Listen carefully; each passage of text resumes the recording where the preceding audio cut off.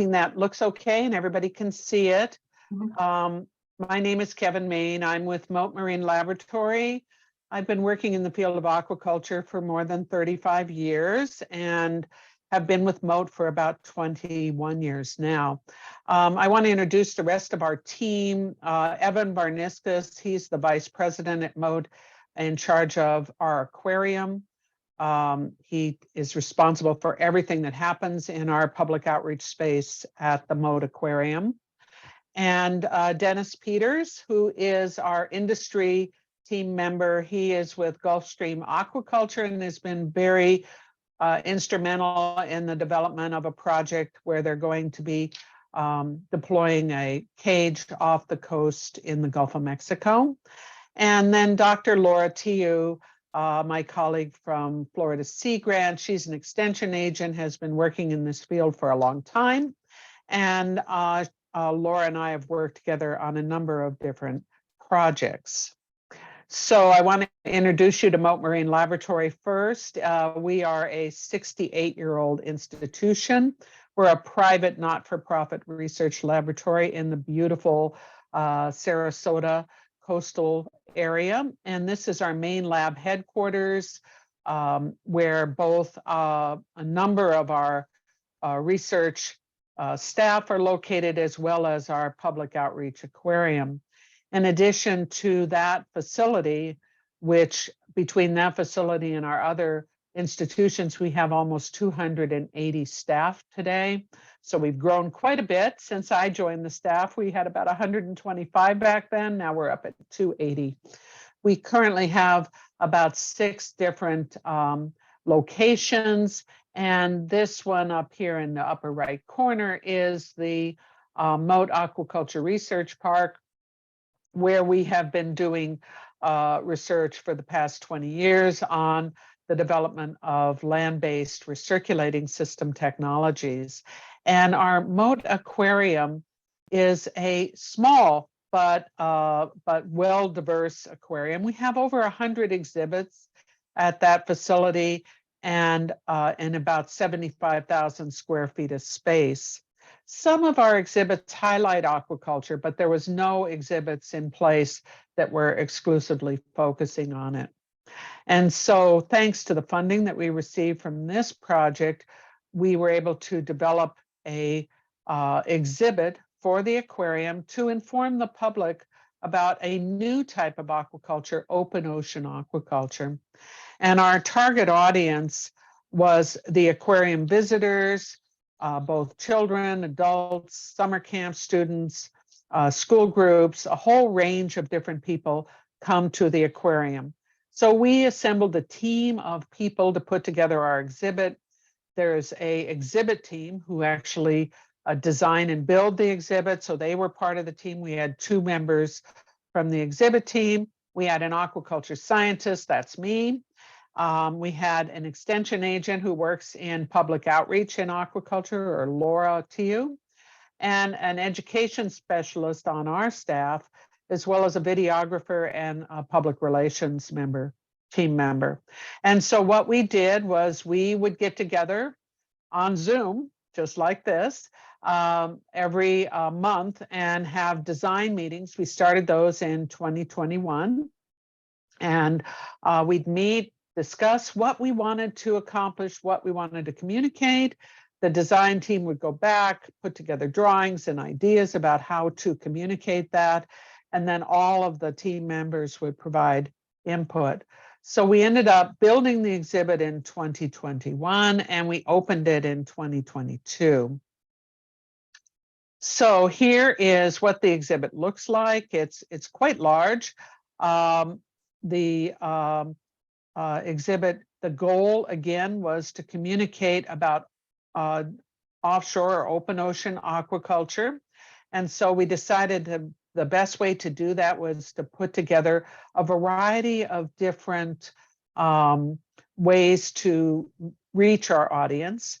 When exhibits are designed for a public venue, they tend to be designed at a 5th grade level. So we make sure that we can appeal to our audience, both older and younger.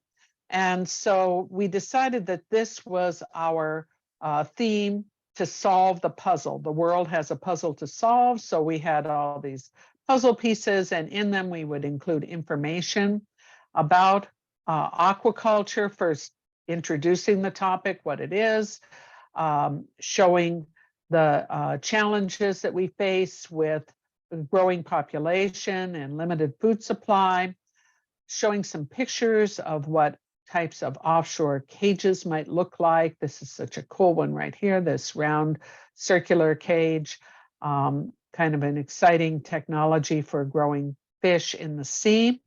We also wanted to have some hands-on related things in our exhibit. So we had these two large models built. They're actually out of bronze. And one is of a redfish and the other one is Almaco jack. Those are two target fish that are being considered for offshore aquaculture. We had another hands-on aspect to it, which was the aquaculture feeds, which a lot of times people want to know, well, what do you feed those fish in the cages? So we had some pelleted feed there, as well as some of the live feeds that we use to feed the larval stages. And then we had a video that runs in a continuous loop, and that video had me providing the information about what offshore aquaculture is, what the issues are, where our challenges are, and how we hope to provide additional food. Again, how can we feed the world? And so that was the message that we're trying to communicate through the video loop. And we have it both an audio loop as well as closed captioning, so that if it's noisy, which it often is in the aquarium space, then people can read it. And then we developed this really fun activity as part of the exhibit. It's a quiz, and of course the visitors and the kids, they really love to take it, and the adults, and see if they can get the questions right. So in theory, if they read the exhibit, they would be able to answer those questions, and they get a yes or no at the end of each one of the questions that they talk about.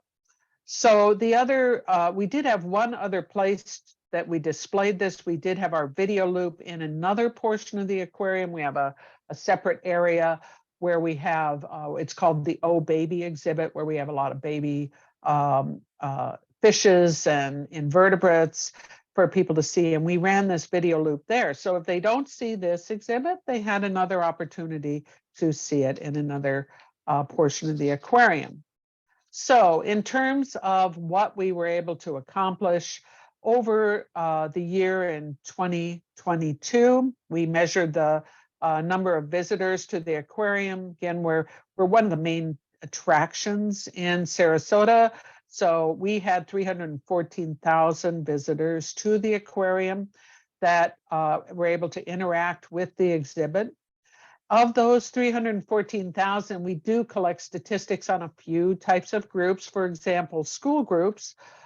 We had over 11,000 K through 12 students, because we have a lot of school groups that come, as well as homeschool groups, all kinds of students. So we do collect those stats. We had more than 200 higher education groups that came to see the exhibit, and more than 50 formal educators. And another unique group that we wanted to highlight are chefs. Again, aquaculture, we want to make sure we communicate about what it is. And so we were able to reach more than 100 chefs and staff because we hold a lot of events at our facility. There's many opportunities to reach that audience. We did highlight the exhibit and the results through blogs, through our social media networks at Mote, and also through local news coverage. And one of the things that was really cool in 2022 is that Mote held a summer camp for students. We actually hold them every summer, but in this particular summer camp, we had a 2-day module on aquaculture, and it was held at the Mote Aquaculture Park. But I worked together with the educators that did that camp, and I had them develop a test for the students to see if they learned much from the exhibit. And so we had a suite of questions, 5 questions, and we gave it to the school groups. We have 3rd through 5th grade are in one group, and then 6th through 8th is in another. And so we gave them a pre and post test to see if they in fact learned something from the exhibit. And we see that all of the groups learn things as they pass through the exhibit. I thought it was sort of funny that the 6th through 8th graders did better on the pre-test than on the post-test. I think they probably weren't paying attention. We all know what middle school students are like. And so, but the younger kids, of course, were quite engaged. And since they were in the aquaculture summer camp, I see that a lot of them got the question right, even in the 3rd grade group. So our challenge in the project was to locate and secure video footage to use in our video loop.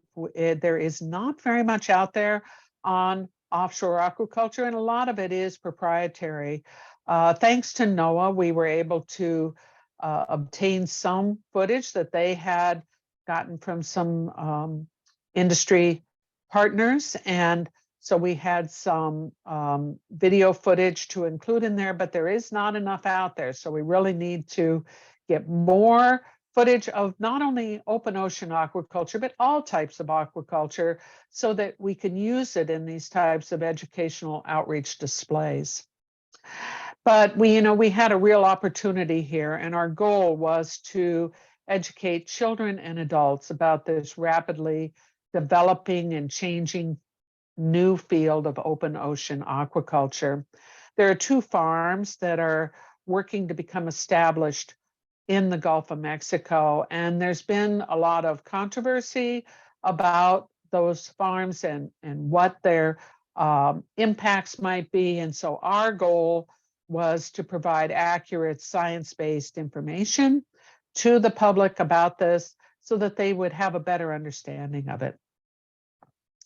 So our exhibit will continue to be displayed at the Mote Aquarium. We're in Sarasota, Florida. So if you're over in our area, be sure to stop by and check it out. And also I've put our email addresses here for myself, Nicole Rohde, who works with me at Mote, and also for Dr. Laura Tiu at Florida Sea Grant, if you have any questions. And then I'd be happy to answer questions now. Thanks. Thank you, Kevan. We have a couple of minutes for questions. If anyone has any, feel free to unmute yourself and ask a question, or you can type it right into the chat box and I'll read it out for Kevan to answer for all of you. And thank you for the great presentation. It's great to see some metrics on there of pre and post and those types of things.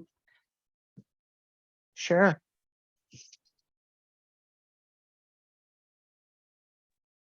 I have a quick question, Kevan. This is Katrina from FDAX. Do you think that the younger age groups had issues with reading the questions? Because I know we have some big words in what we use, or did you guys ask them the questions and have them answer them? No, I'm sorry, you're talking about not the questionnaire, right? You're talking about the questions on the exhibit, or The pre and post assessments that you did? Oh no, they actually read the questions.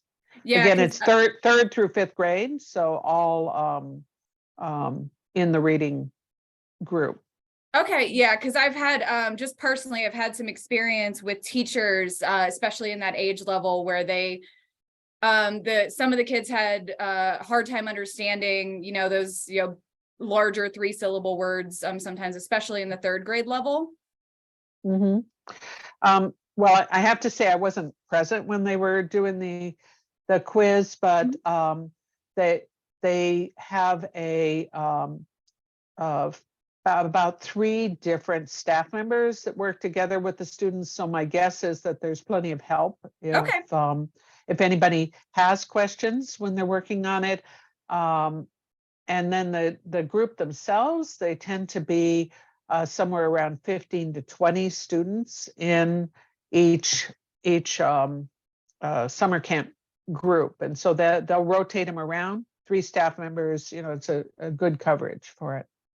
Okay, yeah, I know it can be challenging to get some of the information we're talking about to a reading level that's appropriate for younger groups. So I was